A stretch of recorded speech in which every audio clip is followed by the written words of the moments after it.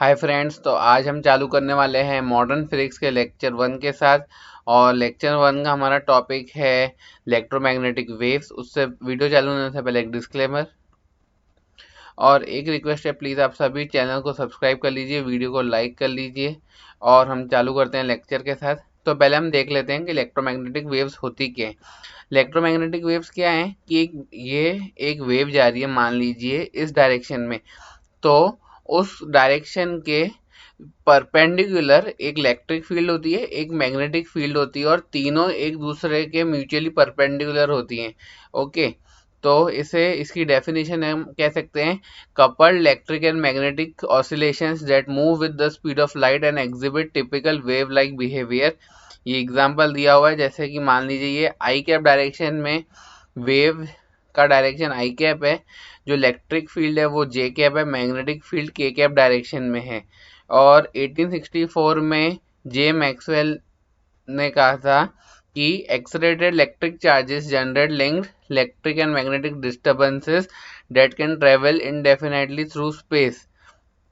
Okay, ये इससे related है कि अगर कोई इलेक्ट्रिक चार्ज है, मान लीजिए कोई इलेक्ट्रॉन है, अगर वो एक्सेलरेटेड है, या मतलब अगर वो मूव कर रहा है, उसको अचानक से स्टॉप कर दिया जाए, वो भी एक टाइप का एक्सेलरेशन हुआ। तो अगर ऐसा कुछ होता है तो वो electric and magnetic field generate करता है, और ये दोनों एक दूसरे के परपेंडिकुलर होती हैं, और वो दोनों परपेंडिकुलर होती है to the direction of the wave generated. Okay, फिर एक चीज आती है कि speed of light is equal to 1/√ऑफ mu naught epsilon naught. Mu naught क्या है? Magnetic permeability of free space, and epsilon naught क्या है? Electric permittivity of free space. ये इन दोनों की वैल्यू इधर पुट की तो सी आ जाता है 2.998 into 10⁻8 metres per second.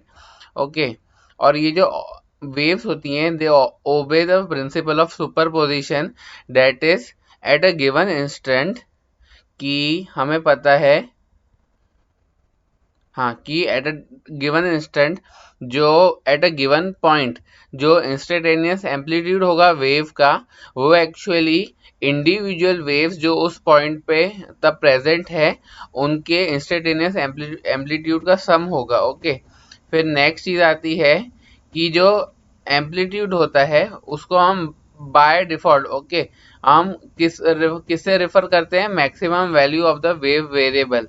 Okay, जैसा हमें अगर कोई दिया है ए कॉस ओमेगा नॉट टी, तो ए जो है वो उसकी मैक्सिमम वैल्यू है, तो वही उसकी एम्पलीट्यूड है। स्ट्रिंग के केस में अगर हम बात करते हैं तो वो हो जाता है maximum displacement from the normal position.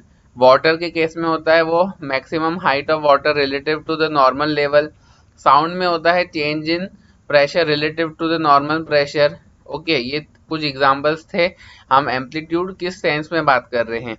फिर आते हैं हम इलेक्ट्रिक फील्ड मैग्नेटिक फील्ड के बीच में रिलेशन में, जो कि एक एक्सलेटेड चार्ज पार्टिकल के मूवमेंट से जो जनरेट होते हैं उनसे उनका बीच का कुल क्या रिलेशन है। वो है E equal to C B. Magnitude की बात कर रहे हैं हम इधर। इलेक्ट्रिक फील्ड का मैग्नीट्यूड होता है C times the magnitude of the magnetic field generated. और हम फिर बात कर लेते हैं यंग्स डबल स्लिट एक्सपेरिमेंट की। तो यंग्स डबल स्लिट एक्सपेरिमेंट क्या है कि एक दो स्लिट्स बना दिए, उधर से हम लाइट दे रहे हैं, और अब जो लाइट है ना उसकी एक और खासियत है, ये एक ही सोर्स से आ रहा है। मतलब जैसे इधर मान लीजिए एक सोर्स पड़ा है इस लाइन पे, तो उन दोनों से इधर एक ही सोर्स से लाइट आ रहा है।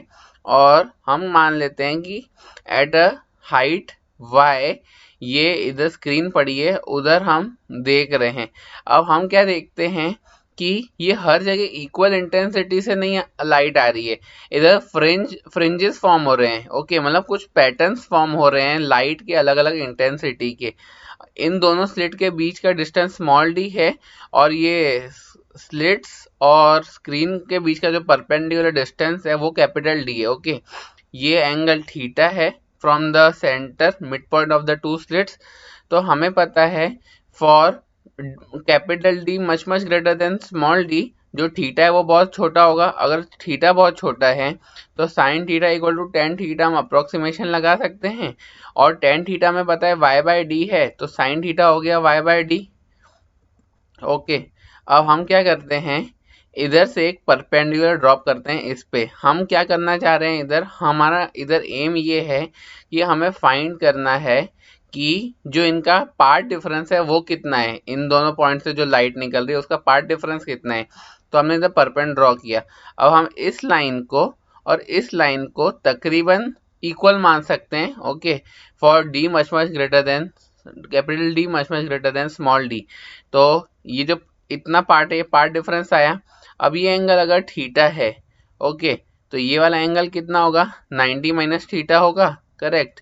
अगर ये 90 माइनस थीटा है और ये हमें 90 दिया हुआ है, तो इन दो लाइंस को हम तकरीबन अगर पैरेलल माने तो ये वापस 90 माइनस थीटा हो गया।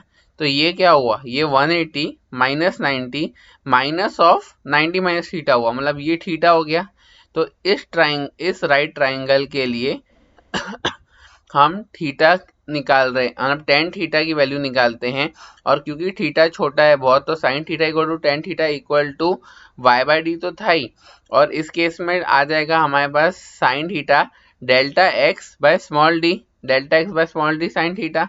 तो वाई बाई डी को हम लिखेंगे delta x by small d.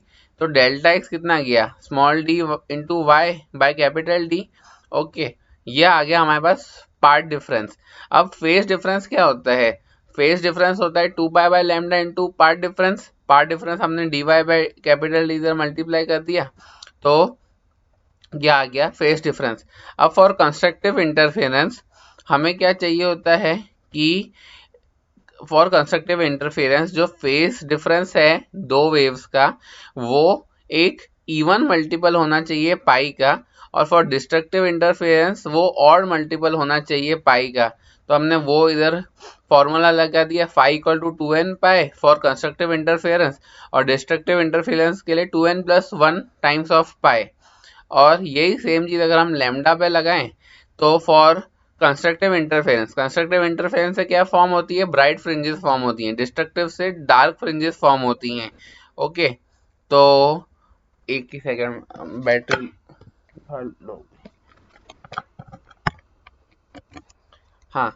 तो हम क्या करते हैं कि जो पार्ट डिफरेंस है that should be an even multiple of lambda by 2 for constructive interference, तो ब्राइट फ्रिंजेस फॉर्म होती हैं। और अगर वो ऑड मल्टीपल हुआ लैम्डा बाय 2 का, तो डार्क फ्रिंजेस फॉर्म होती हैं, ओके।